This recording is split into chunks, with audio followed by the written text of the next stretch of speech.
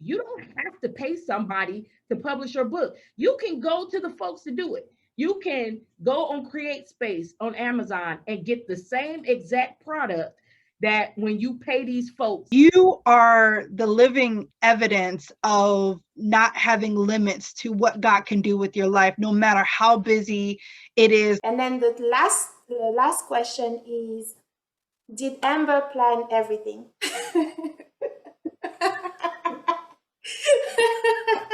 Oh, me, listen, Lauren Lott, who played Amber, she's such a sweetheart. We laughed so hard because we saw that multiple times on Twitter where people were like, that look at Amber, she was waiting in the cut. She knew Dawn was gonna mess up. We just laughed at that. It was so hilarious. But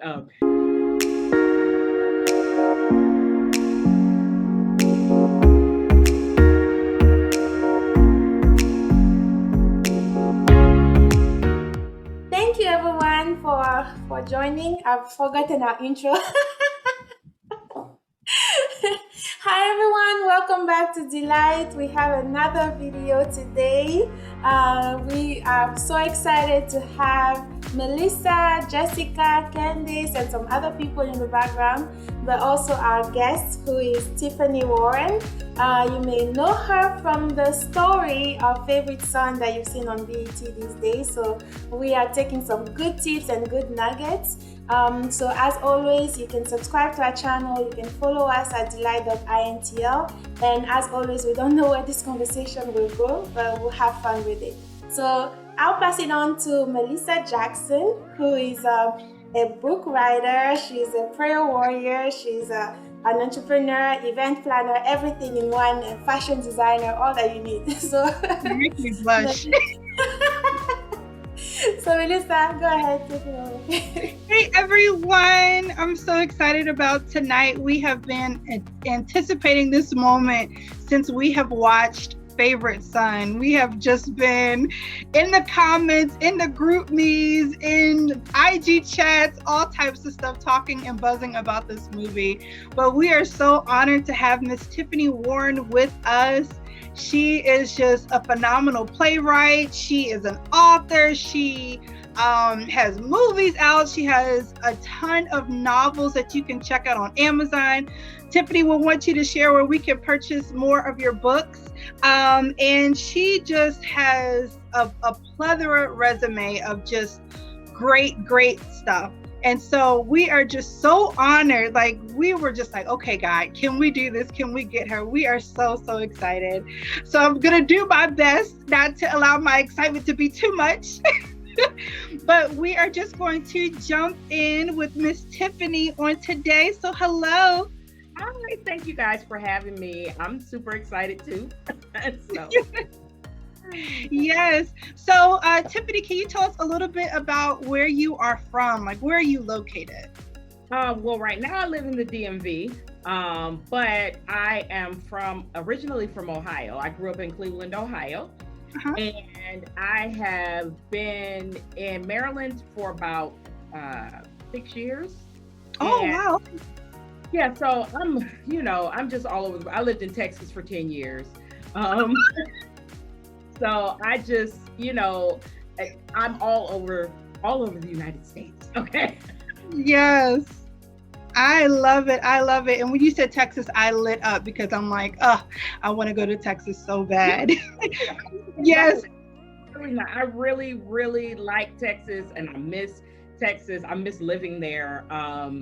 It's probably one of the best places I've lived. It's super hot though in the summertime, so you got to be ready. Like, I would move there in the winter and like ease into it.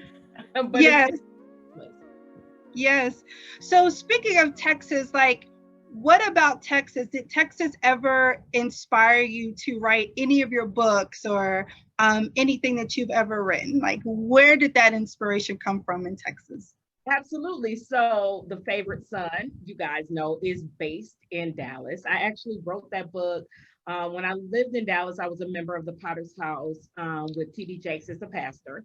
And I choir, and our choir director, he was Myron Butler at the time, and he just had such a heart for worship. And so I love that about him. I just really loved his character, just really an upstanding guy. And you don't always see that, in ministry, especially music ministry. They're known for shenanigans. And it was, just a refreshing thing to be under that kind of ministry. And that kind of inspired my time at the Potter's House, kind of inspired Favorite Son, because I love music. I'm a songwriter. So I've always wanted to write a story with music at the core.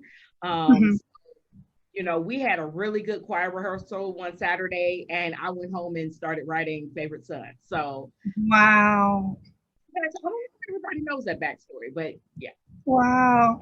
So with that, okay, so you all had choir rehearsal. Was there a worship moment that kind of like stirred your spirit, or do you like play worship music like to help you with your inspiration when you're writing? Like how do you incorporate music in what you do? There are I cannot listen to music and write at the same time, because I'm one of those people. If my favorite song comes on, I'm going to be singing along and dancing, or if it's a gospel song, I'm going to get in the spirit. So, no, I'm not listening to music, not while I'm writing, but I definitely am inspired by music and, sermons. I remember one Sunday, Bishop Jakes preached a message about Job, and the scripture text was, though he slay me, yet shall I trust him. And that sermon touched me to my core. I actually wrote about a man who loses his wife, and I kind of drew from that as I wrote the story. So absolutely, I'll read the word and things will just jump out at me. I heard a sermon once at a women's conference about us being clay in the hands of the potter. That shows up in one of my books. So absolutely, I think things that touch me, because my goal, and especially when I'm writing faith-based fiction, is I don't really write evangelical books, right? I'm not necessarily trying to, bring people to, the body of Christ. My books are for us who are already in the hand of the potter, right? And so we go through stuff too. It's not just, the unsaved that need redemption. Sometimes we need redemption too. So that is my goal when I'm writing, inspirational books, is to really touch women who know the Lord and, just, need a little help sometimes. So. Yes, I love that, because that's something that Delight is known for. We are known for unfiltered conversations, and somehow, not somehow, some way, but they're all faith-based. So not only are you going to get real life situations, but you're going to get a whole lot of Jesus, and you're going to get some worship, you're going to get some praise, and you're going to be laid out and delivered at the same time. But I love that your books are faith-based, but it's also in a way that it's palatable, like you said, for someone who may never step in the church, and even for those of us who have been in this walk and been in this journey. But we all have challenges, we all have struggles, we all have that thorn in our side. But to read one of your books and still be able to be entertained, and like a novel, because it's cleaner in comparison to what we used to read, right?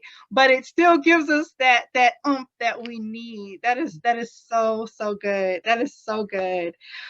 Okay, so what we've been waiting for, Favorite Son. So how did you feel when you got that call saying that your book was going to be a movie? That's what it was. My goodness, it was crazy. So I started talking to BET in the fall of 2019. A friend of mine works at BET. She connected me with the folks who do the book to film projects, and I pitched them everything. They asked me for 2 books. I think I sent them about 20. And so we went back and forth. We had a few meetings, and they combed through the books that I gave them, and they had narrowed it down to 2. So they narrowed it down to Favorite Son and to Chocolate Dreams, which is a really funny book that I wrote. It's not faith-based at all. It's like a rom-com. Oh, okay. In the end, they picked Favorite Son, which was kind of big for them because they hadn't really done a faith-based like book to film. Not this particular team that's doing book to film at BET right now, and so they were excited. They were like, "Okay, this is going to be our first faith-based project. We're really excited." I was like, it was funny the day. So they sent me an email, and the lady who makes the deals was like, she sent me an email. She said, "Hey, can we have a conversation today?" So I responded absolutely to the email, but I didn't like give any times that I was available. She didn't say when she was going to call. So I was walking around with my phone in my hand like all day long. I had my phone around like, when is she going to call? When is she going to call? And so then it got to be late, like later in the day. And I was like, well, maybe I should tell her like my availability so I can have a window. And so I shot her a text. I said, "Hey, I'm available, pretty much until the early evening." And she said, "Oh, Tiffany, I missed your email earlier." And she was like, "But don't worry, we'll talk. It's good news though." And so I was excited because I was like, "Oh my God, okay, now I can breathe."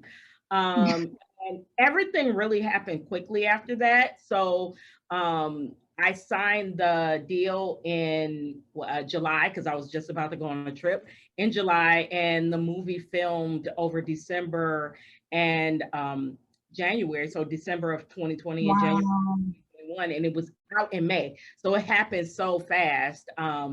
But it was phenomenal. When the day that it happened, I just was just like, I hadn't told anyone really because I didn't want to like put it out there. Like I've had my friends mention that they've got movie deals and then the movie never happened or whatever. So I was, kind of wanting to keep it to myself until I knew for sure, until I signed on a dotted line. And so yeah, it still feels exciting when I think about it. So wow.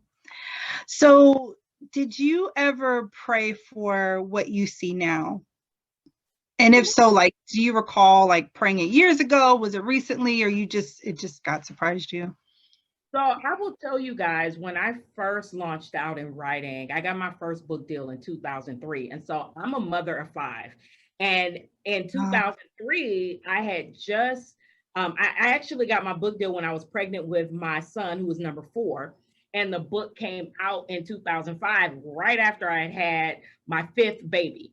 And I was still nursing her at my first book signing. And I remember, I remember right after I had signed the book deal, and it was like that period between when I signed the deal and when the book was published, it just felt like a lot. Like, people were inviting me to events. I was like, I have to buy formula. I can't afford events. Like, what are they talking about? And so I remember going up. I'm not one of those people, you know how some folks, when you're at church and they call for the prayer line, there's some people you can count on them to be the first one to run down to the altar.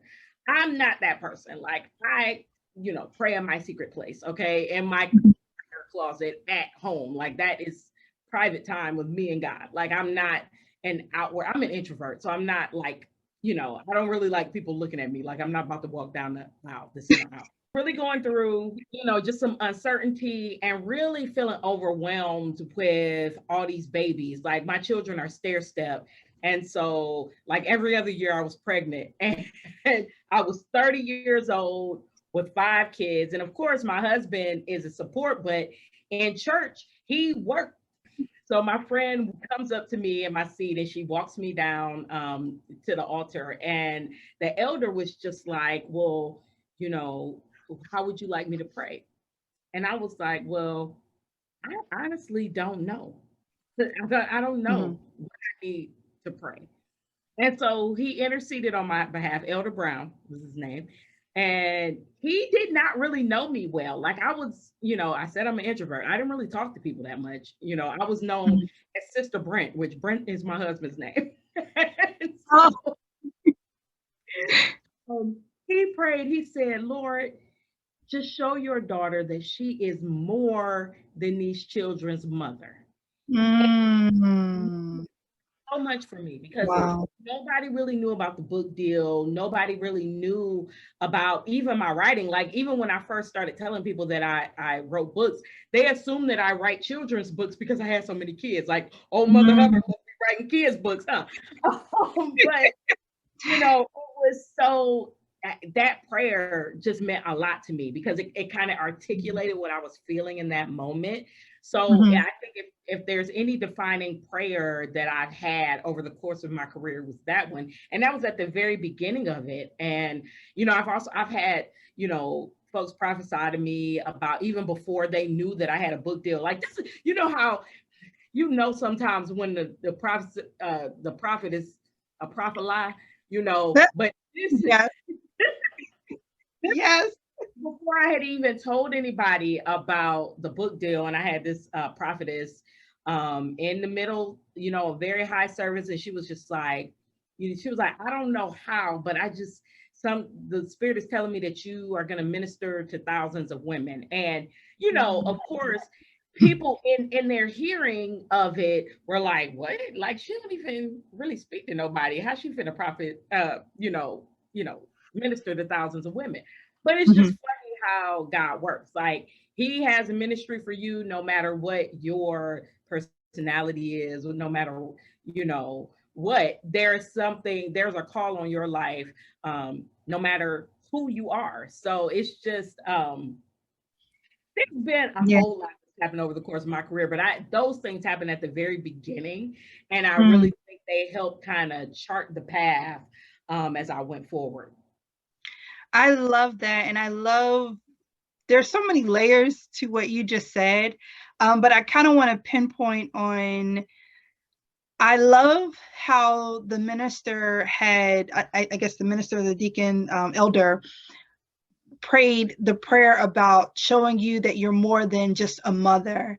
Mhm. You are the living evidence of not having limits to what God can do with your life, no matter how busy it is, no matter how crazy, you know, because most people, it's like, okay, I got too much on my plate. I can't have another thing. But God used you to show the world, like, not only can you be a wife, you can be a mother, but you can be an author, you can be all these different things, and there's no limits with God and what his purpose and plans are for your life. Nothing can stop that. It doesn't matter what situations, it doesn't matter what circumstances, it doesn't matter even what your bank account looks like, but that Hello. God is still able. So I love that. Jesse, did you have a question? Yeah, I can go. Actually, a lot of questions. It's just so many good things, and I'm like, I can grab this, I can grab that. It's just amazing. For favorite son, I think I'm interested to know how you got the cast together. You know, what was their story? How did they join you in that?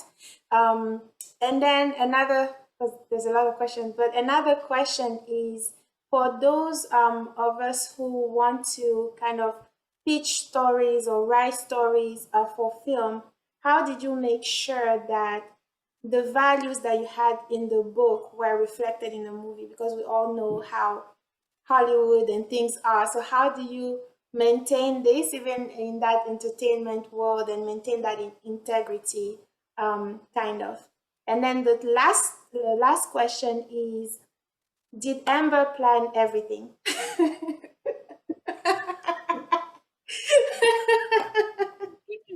Okay, We had a review, so it was in there. So let's see if that is we so can have funny. the exclusive. That is so funny. Okay, so the first one, the cast. Oh my God, the cast was so amazing, and didn't have anything to do with any of the cast except Jonathan McReynolds because I asked for him. Like when I got the deal with BET, I was sending them YouTube videos, and then I was like, oh wait a minute.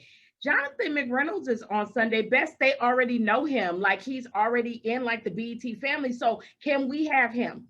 And I guess he was hesitant because he had never acted before. I didn't know that until I met him on set. That he was really like unsure, and he did an amazing job. But the rest of the cast was so incredible. I remember because they filmed during COVID, so right before they traveled to, shoot the movie, everybody got on Zoom to do a table read. So some of the cast I didn't know, like I didn't know that Anthony Evans Jr. was going to be Royce London until we got on that call. We got on there and I saw him. I had to turn my video off and do a little shout because I'm a huge fan of him. And so I was like, oh my goodness. And I was just like fangirling all day. But the cast was amazing, and like I said, I didn't really have anything to do with it other than Jonathan, but they had a great casting director. Swirl Films was the producer. They co-produced with BET, and so they got a great casting director, and I think it's a gentleman, he did his thing on putting that cast together. As far as making sure the story maintained its integrity. So one thing that I did was I wrote the first draft of the script, and not all the time do novel writers get to do that, but I had written it already, and so they accepted it. They accepted it as a first draft, and then they brought another screenwriter in. Her name is Patricia Cuffy Jones, and she did some edits. She added some scenes, like they expanded the role for First Lady. And so, but I really believe because I was able to write the first draft, a lot of, the dialogue, most of the dialogue in the movie is lifted right from the book. And so that was really fun for readers because readers, like, they knew they knew those scenes. They knew the scene where Pastor was pouring oil on Blaine's head, and like it's lifted right from the book. So I think being involved in the story from that aspect of writing the first draft of the screenplay really helped, to kind of keep the things that I wanted and then include the things that BET wanted. And it just turned out to be great. And I'm so happy that they chose Patricia because she did an amazing job and bringing everything that everybody wanted, to the final draft of the script. It was wonderful. And no, Amber did not plan it. God planned it, okay? Camden was with the wrong from the start. He should have never been with Dawn's old raggedy self from the beginning. Okay, good answer. We got the answer. Oh, listen, Lauren Lott, who played Amber, she's such a sweetheart. We laughed so hard because we saw that multiple times on Twitter where people were like, "That look at Amber, she was waiting in the cut. She knew Dawn was gonna mess up." We just laughed at that. It was so hilarious. But no, Amber did not plot and scheme on her best friend. Okay, because everybody gave her the side eye, like, They sure did. When she came to visit, when they came to visit Camden in Atlanta, and she jumped in his arms, I was like, oh, okay. Yeah. Okay. Wait a minute now. Our chat was on fire when we were watching the movie. That is hilarious. That is awesome. Yes. I started reading the books. I haven't read the whole thing, and I was just kind of comparing how the book relates to the movie. So that was kind of my question too. And it's really cool to hear that you really had an integral part in translating that. I also heard that you explained that you don't really write evangelical books, but it's more so for people who are already saved and already walking with God and trying to do right and kind of recognizing that we still have issues. And I think that came through really well. But I was kind of wondering what type of message do you think would be portrayed to those who are not saved? Because now that it's a movie, it's being put out to, I guess, maybe a wider audience than your original audience. So I was kind of wondering how you think that translated. Yeah, so that's a great question because, sometimes when we're making movies and stories about the church or the body of Christ, you kind of feel like you have to, as a Christian, like kind of like hide some things that we all know go on behind the scenes, but it's kind of like you don't want everybody to know that. Like that's the skeletons in the closet, right? And in most of my faith-based books, I don't hide from that because first of all, people know about it. Even folks who are not, churchgoers know about things that happen behind the church walls. And I really don't think that we should shy away from that because we all fall short, even folks in the pulpit. It's not a race for who's the holiest, right? So I've never shied away from that in my stories. Like I definitely have been openly critical of things that I've seen in churches. My book, The Pastor's Husband, is about a female pastor who she misuses her prophetic gift, and there's a whole slew of consequences that happens behind that. And there's a whole lot of like, things that I was, struggling with, being in church and seeing things that I didn't agree with. And, that stuff kind of spills out as commentary in my books. So I don't shy away from things that a lot of folks might feel like they need to protect the church. What I hope that people that watch the movie, regardless of, whatever walk of life they're in, I will hope that they saw a story with family at the center, forgiveness at the center, and people who don't go to church would take something completely different away from it. And, when I say I don't write evangelical books, it's because I really seek to write a good story, right? And because I'm a Christian, a lot of times it ends up, being from that perspective. But I am really a storyteller. That comes first with any kind of fiction is a good story. If I wanted to be an evangelist, I would write sermons and then preach them, but I write stories. And so um I don't limit myself to just stories about church, just faith-based stories. I love a good story. I write sci-fi, I write young adult. And so, but my faith-based stories, what I find is that they resonate with folks who understand church life. Some of the things is just like, when right? And it's like, what did they mean by that? But the church folks, you can have y'all seen any of those memes that be on social media when it be like a whole bunch of letters and it's like only the church folks will get it, and it'll usually be something like the initials to first giving honor to God is ahead of my life. Anybody Yes.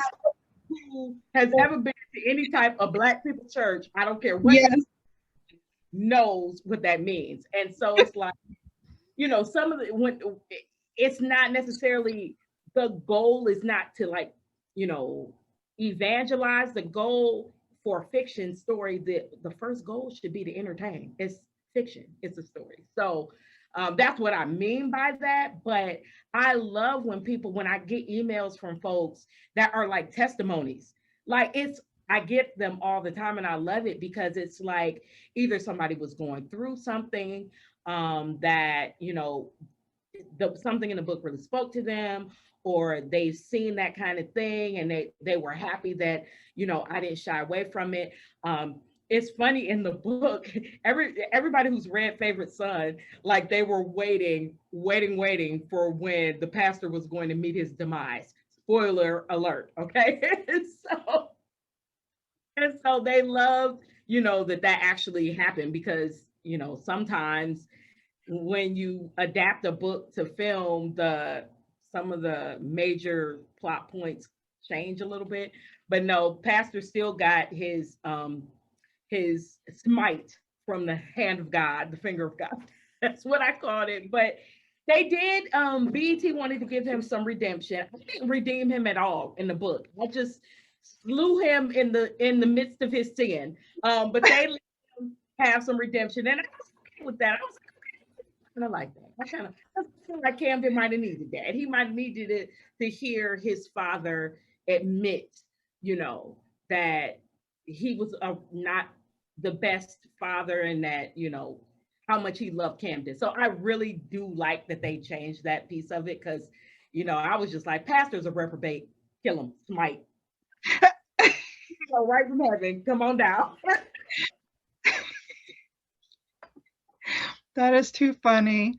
There were so many elements to the pastor's character that were just like, everyone was just like, we've seen this before, but this is so uncomfortable, you know, but it's like, why?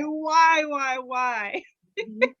But in particular, and I know you kind of touched on this, was the anointing the oil scene. Oh, goodness. I don't even know how to ask a question. Have you ever seen or witnessed something like that in person? Yes, yes, yes, I have.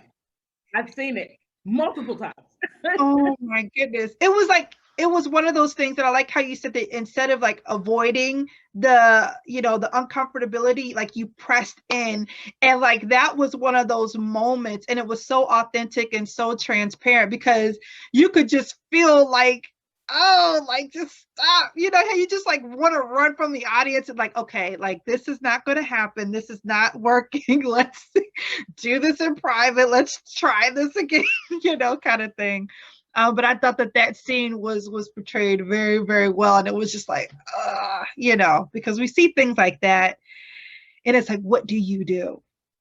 Well, I mean, yeah, I totally and times at times I've seen it and it's actually been moving, right? It's not always like everybody knew what, Pastor Wilson was doing behind the scenes, or the audience knew.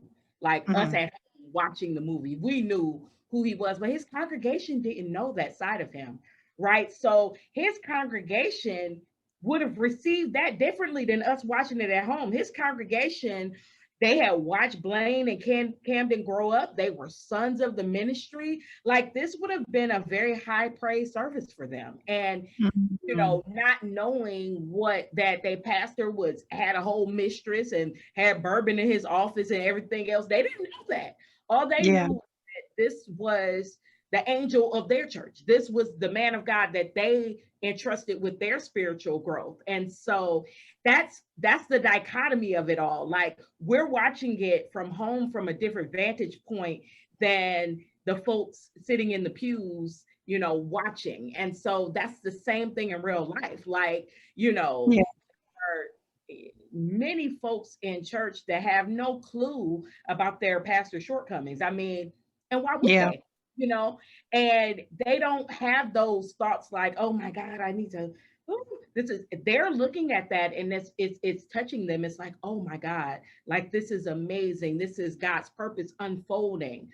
And so I just love that that was portrayed that way because we all, being in church, you all know that dichotomy, especially if you've been in the inner circle. Like sometimes, I've been to churches and I'm like, I know too much. I don't need to know it, Mhm. because Yeah. it's away from your worship experience when you know too much. Sometimes you just want to show up and not know. I want to hear the word. I want to hear some singing, and I want to leave. Uh, So, and I've been under some great ministry. So y'all that's watching, don't be trying to figure out who I'm talking about. Oh Y'all no, don't. we know, trust and believe. You don't know. Okay, don't even try. Yes, yes, yes. I love that. So, kind of shifting gears a little bit, out of all of the novels that you've worked on or have produced, which character do you best identify with? Are Ooh, you the most that's related to? easy. That's easy. So in my book, in the midst of it all, the main character is named Zenobia, and she and her mother escaped this Christian-based cult. And so a lot of that story mirrors my life. The mom has mental health issues. My mom suffers from some. And so a lot of that I pulled from my own teenage years. So that character, definitely out of any character that I've ever written, Zenovia's story is closest to mine. Even though I had siblings, Zenobia is a single child or an only child, but there's a Mhm. lot of parallels between what she went through and her struggles and her enlightenment, that mirror mine. So Nice.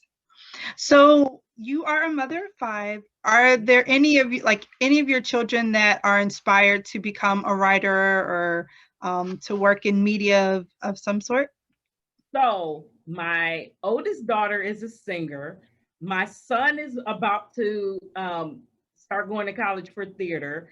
My middle daughter goes to college right now. She's a film major. And my Wow. baby girl just said she wanted to be an English major, but I don't know about her. She's 16. She changes like every week. She has a new career.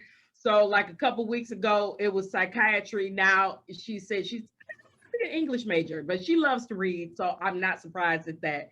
Mhm. So I mean, we're an arts family, so my children have seen that growing up. Like, you Mhm. know, if you go on any of my like my Facebook pages, you'll see through the years of my babies growing up singing Christmas carols. They've been in my stage plays. Like they, Wow.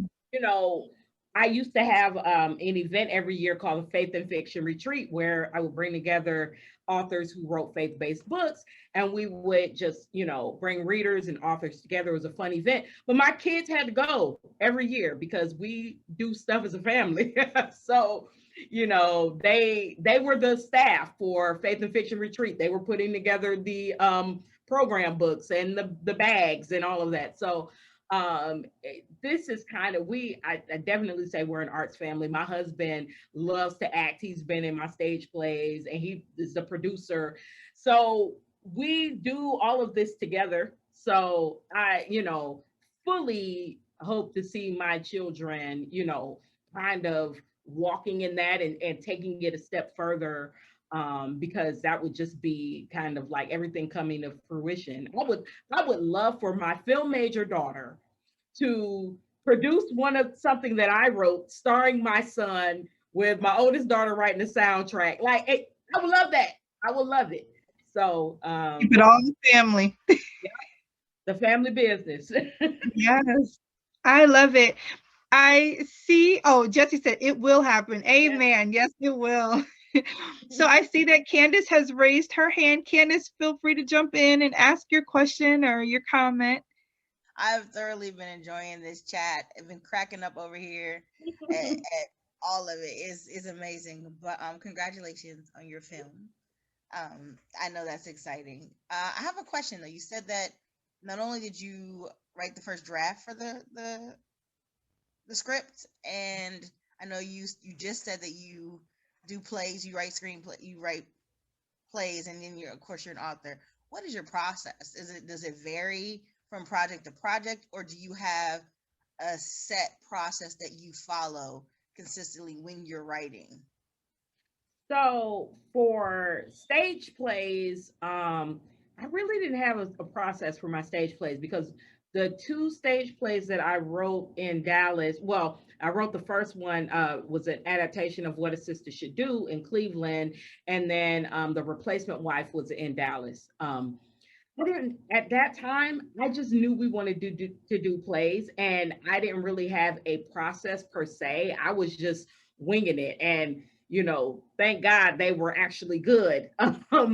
But with the screenplays, I actually took screenwriting classes. I use the first thing I do is I do a beat sheet. If for any writers that are watching, the Blake Snyder beat sheet, savethecat.com. If you are a brand new screenwriter, you should absolutely read Save the Cat. It's a novel, or it's not a novel. It's a book about screenwriting. You should read it.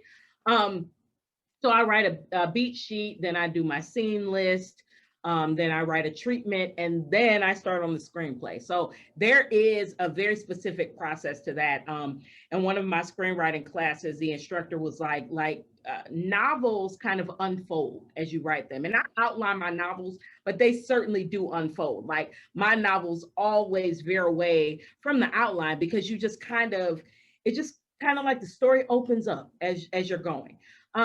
A screenplay is different in that a screenplay is built, like put together brick by brick. So, you know, you can write a scene that is going to be at the end of the movie before you even write the opening scene, and it's not, and not even it not even be an issue. Sometimes people can't write novels out of order. Like I actually do write my novels out of order, but it's not easy for a lot of people to do that because of the unfolding piece.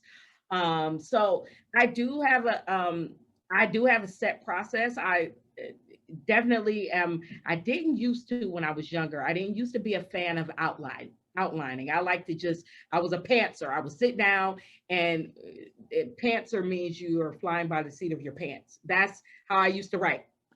Um, and then I got older and I had more competing priorities with my time. And so I had to be productive when I sat down and write. I didn't have time to write 2,000 words that I might delete later because they didn't make sense or they didn't fit the story. I had to be more structured and more productive. And I'm just, as I get older, I'm a less productive writer than I was in my 20s. In my 20s, I could write 20,000 words in a weekend. Like that was easy for me. Now, Lord, if I write 1,000 words in a weekend, that was good because, I get distracted. I'm looking at my phone. I have to throw my phone across the room because I'll see an alert from Instagram pop up. Then next hours later, I'm like, how did I lose 2 hours? Right. So the structure for me is different than when I was younger. But it's still, making sure that you are doing something towards your writing every day is the most important part because you have to be consistent. Even if you can't, I'm not one of those writers who I'm like, okay, I can write every morning at 6 a.m. I have a full-time job. I work for the government and I write. So, and I have, my kids, even though some of them are adults now, it's like I thought I was going to be free. No, that doesn't happen. They're still here with demands on my time. So it's like I definitely have to make a point of not finding time to write, but making time, creating time and spaces that belong to just writing and nothing else. Because it's very easy to get distracted.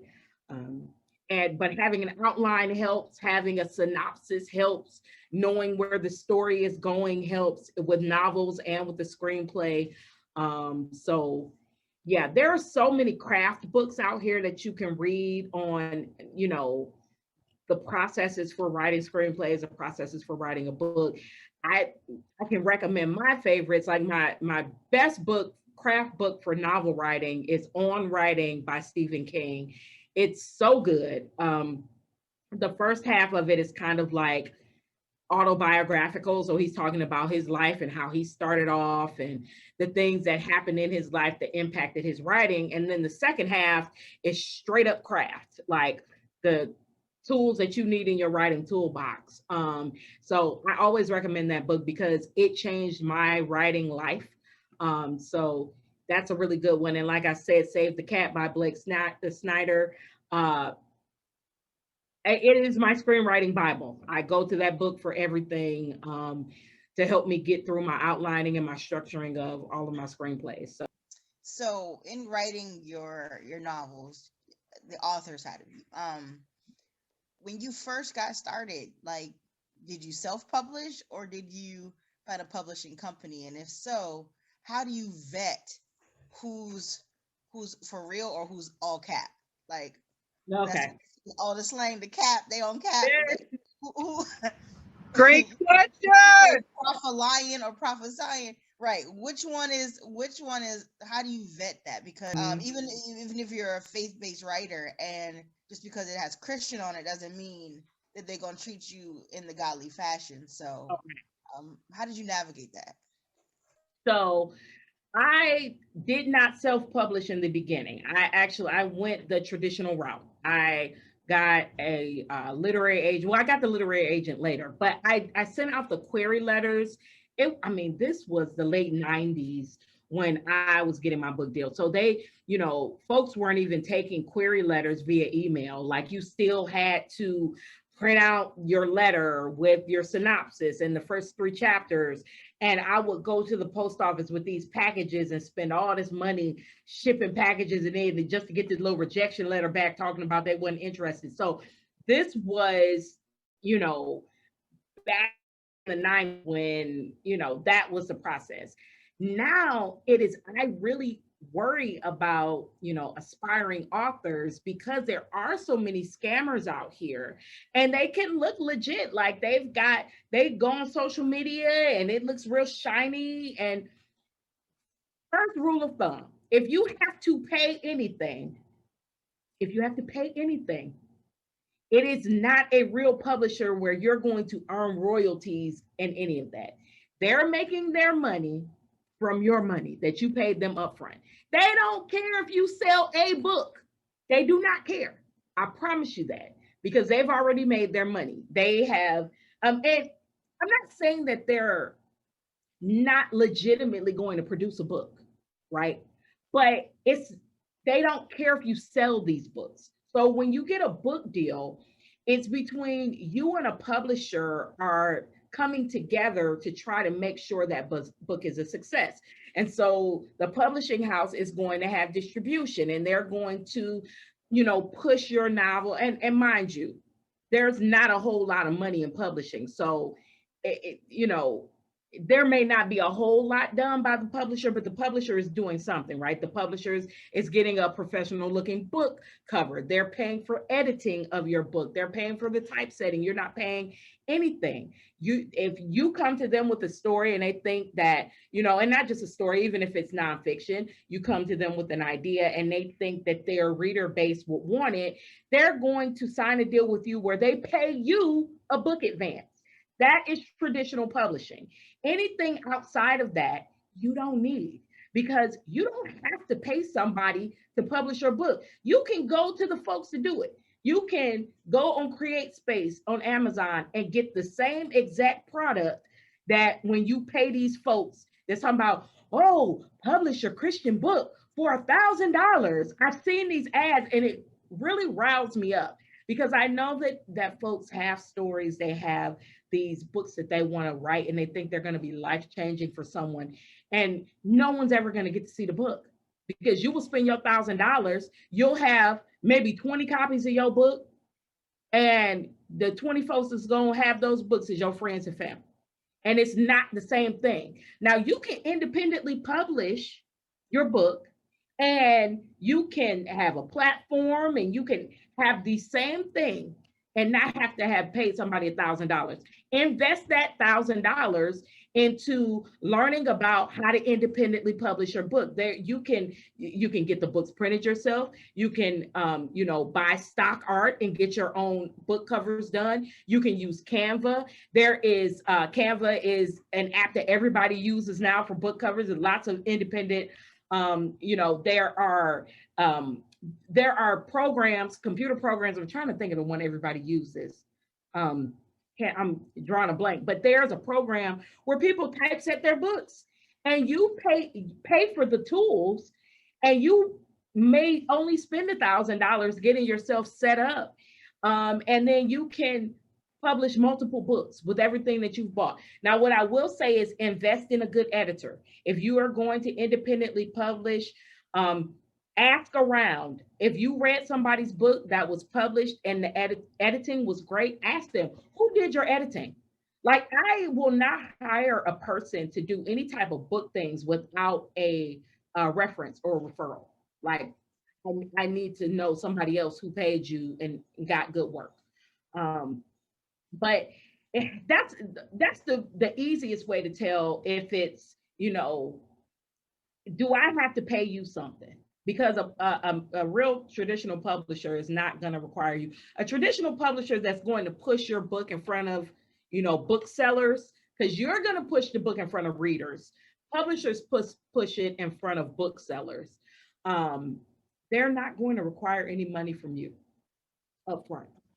So I hope that helps because you know, folks I am a fan of independent publishing. I'm a hybrid author myself. I independently publish and I publish with a publisher, but I'm not going to pay somebody $1,000 to publish my book.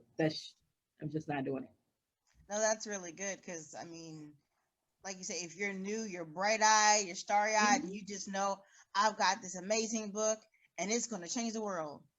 There's a conference called the Christian Book Lovers Retreat, and you'll have to Google that because I wasn't planning on talking about this, but they this year, and I don't know if she's done it before. Vanessa Miller is the one who hosts this event. Um, she's having a pitch session, so she's went and found editors for Christian fiction, and actually, I think some of them are just mainstream. And she's got editors and agents coming where you can pitch your book to them. And so if you are writing something, especially faith-based, check that out because pitch sessions are great. When I used to do Faith and Fiction Retreat, we also had a pitch session because, you know, through the years in publishing, you get to meet lots of folks, agents, editors, and sometimes new authors don't know how to connect with these folks.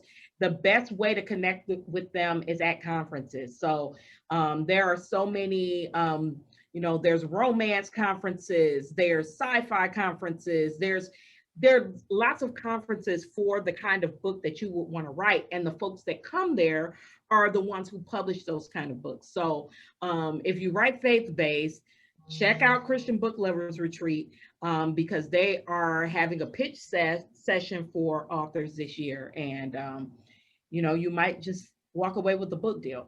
Folks certainly walked away with book deals at Faith and Fiction. And that was probably one of the most, I think the most important things about that conference for me was that it opened a door for other writers. So how would someone who self-publishes through Amazon, right?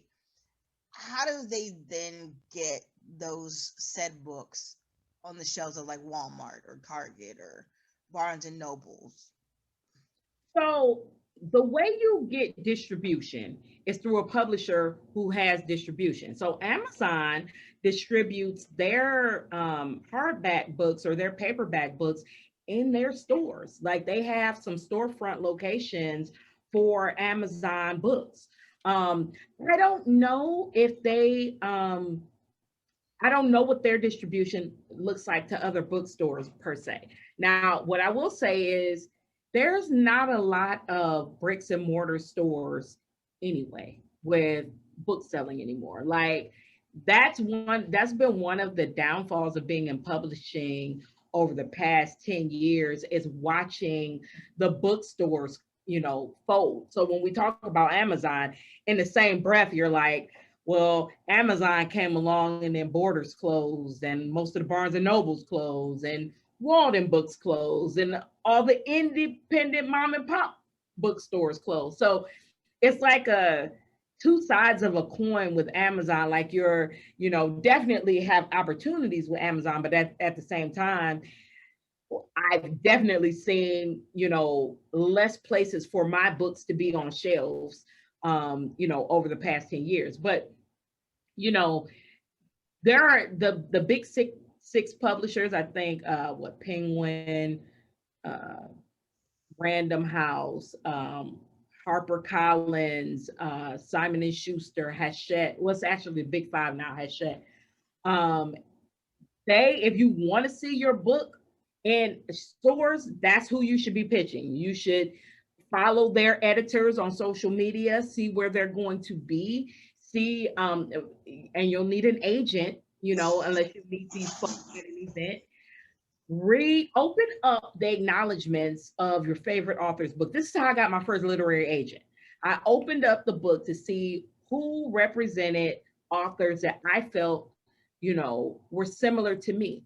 And the reason why you do that is because if that agent could sell that author, that means they know editors who would be interested in your kind of story. So when I first started out, I was looking for agents who represented African American women, who represented, you know, faith-based authors, because I knew that when I had a book ready, they would have people in their, you know, address book who would be looking for my kind of book. So you definitely want to do that when you are, you know, trying to get that traditional book deal where you can see your book in Walmart and Target. Now you can get distribution through the actual distributors, Ingram, and there's another one, but Ingram is the big one. It it's you can be in their catalog, but then you have to convince the booksellers to then purchase your book from the catalog. And not just booksellers, libraries.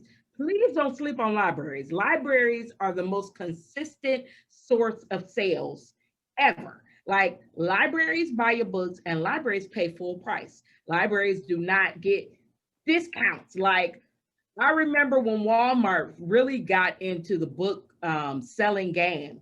I mean, you would get excited because, as an author, because Walmart was going to stock your book and they were buying 10,000 copies until you got your royalty statement and you saw that they got a huge discount and your pay was like really low compared to, the other books that you sold. So there's so much to the business of publishing, and you know it's complex, but then it's simple. It's big numbers equal, and then when I say numbers, big sales result in higher advances and more money in your pocket at the end of the day. But I know just as many successful independent authors as I know traditionally published. So you can go either route and be successful, because if you know where to find your readers, you can get the books in their hands. So these days it's about having a following on social media. It's about maintaining an email list. It's about engaging with readers in non-traditional ways. We've seen a lot of this with COVID because you know an author, even if you were independent, you would have like a little set list of events that you were going to go to, and you would have your books, you would get your books printed. Like, I'm going to sell 20 here. This is a real good event. I usually sell 100 here.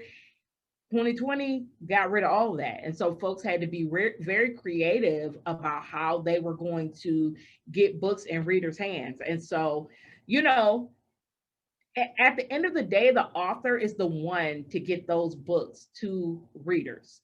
Even if you have a publisher, your publisher is not going to create your fan base for you or your reader base. I don't like fans because I'm an avid reader and I'm like, I just like books, like, I'm not a fan.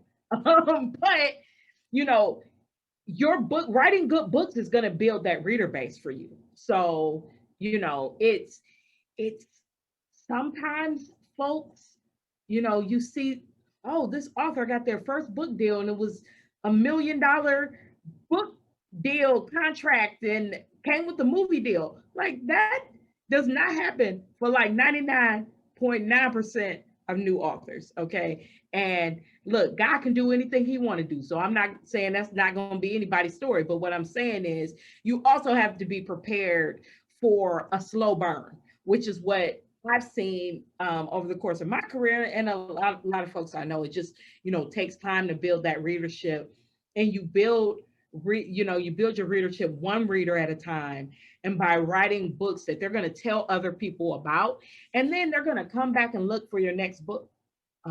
Because if I had to rely on my books being on the shelves in Barnes and Noble, I would never sell any books because they order about 5 copies, right, for all of their stores across the states. I have like pages of notes. So I am always a student. And so I look forward to digging and diving deeper into what you have provided on tonight. This is amazing information, and I think I just love that you even went there, Tiffany, because we ask people to look into their purpose and go into all these different fields, but we miss the practical information, and that's what really people need to go forward. So my question was, I do have a story idea which I shared with a couple of people who have been in the world of documentary or film writing, show writing, and I mentioned doing the pitch deck and things like that I've done, and you mentioned also pitching your book. So my question is on how do you preserve your story, or not the copyright part, but my fear is that if you're small, you go to somebody, you pitch that idea, they can run with it without you, right? And so how do you make sure that you don't lose your idea by pitching when, especially when people say that it's a good one?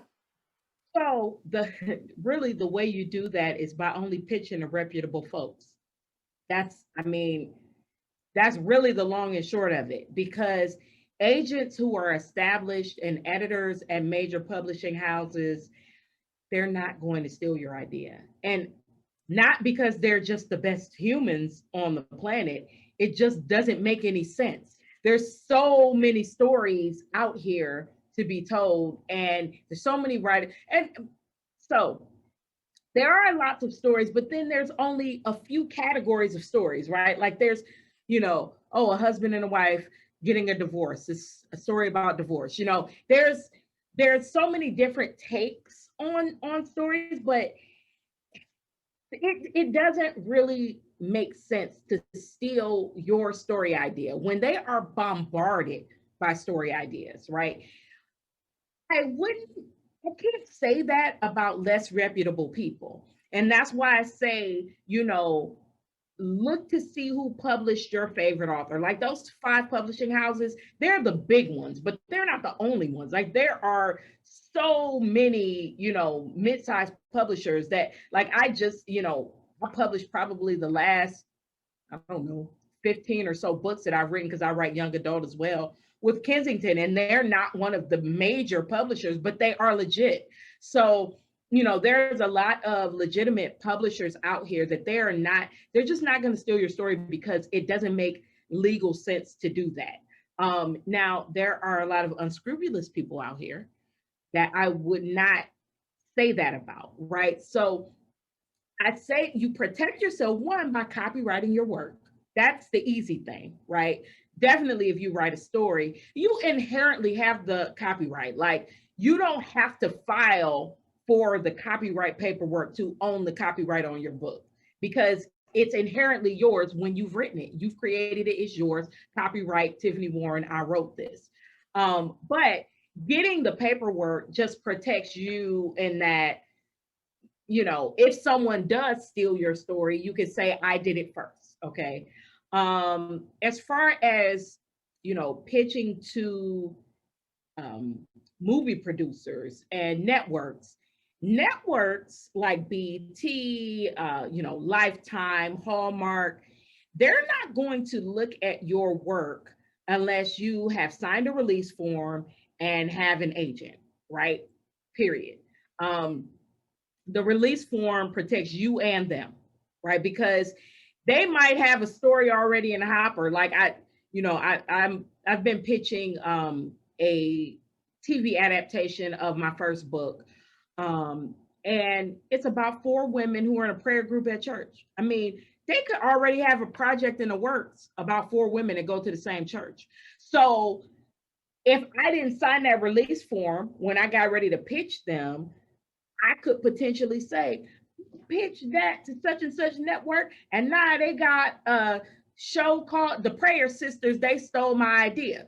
So the networks are not going to talk to you without a release form, and more often than not, an agent. Okay. And usually they don't even, like, they might receive pitches through a contest, and the contest makes you sign off, release paperwork. That's for you and for them. Smaller producers, now this is where it gets sketchy, right? This is where it gets a little bit sketchy. So there are production companies that, if you're a good writer, they're looking for content to adapt. And they might come to you and say, hey, your book sounds really interesting. You have a great following. I would like to purchase an option to, produce your book. And it'll say you have an option, right? So the option is an amount of money that they give you, the production company gives you, and they're going to try to take your story and pitch it to networks and pitch it to their financiers so they can get your, project greenlit. And so they pay you an amount of money so that you can't give it to any other production company during that time when they have the option to produce it.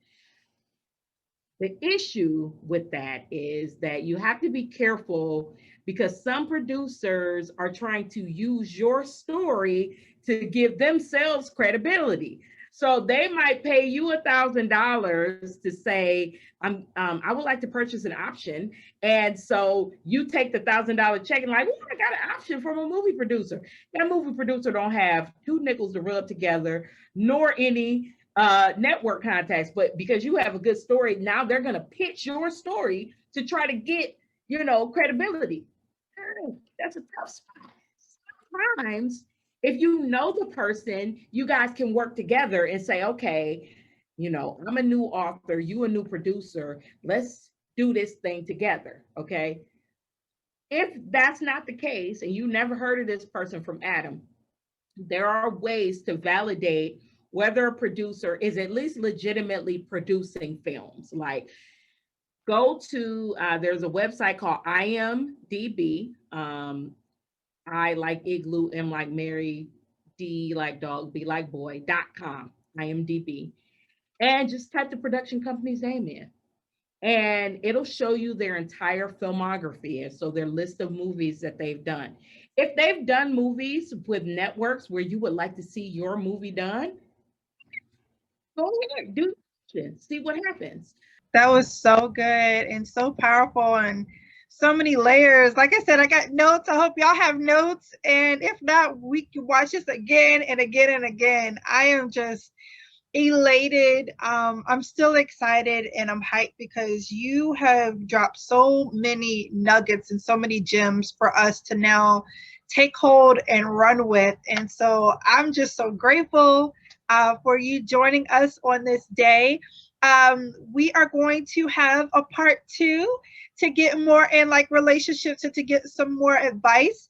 But before we do that and we start, part 2, we would like to know where people can follow you on social media, where they can get more information about your books, as well as any up and coming projects that you have coming soon. So you can follow me on Twitter, Clubhouse, and Instagram at Tiffany L. Warren. And my Facebook author page is at author Tiffany L. Warren. And right now, I do not have, I currently have a book that just came out called All the Things I Meant to Tell You. That is the follow-up to All the Things I Should Have Known. And I love these 2 books. They are not faith-based. So any faith-based folks out there, if all you read is Christian fiction, do not read these books because you're going to the altar and I don't want you to say you didn't know, okay? Because I didn't do it, okay? But if you read everything, check them out. And, I'm working, like I said, I'm working on some sci-fi, some YA projects. I don't know what's coming next. I really want to open the aperture when it comes to my writing. And I have, a couple of other movie projects in the works. I cannot tell you guys about them yet. But hopefully we will see some more faith-based book to film projects from me. I am really excited about the one that I think is going to happen. I can't wait till we can announce it. So yeah, and I'm just continuing to write. I write every day. So as soon as I get off with you guys, it's writing time. So I love it. Well, thank you so much again. We will talk about part 2 in our next video. So thank you so much, Tiffany, again for joining us on today. The wishes with your writing. Thank you.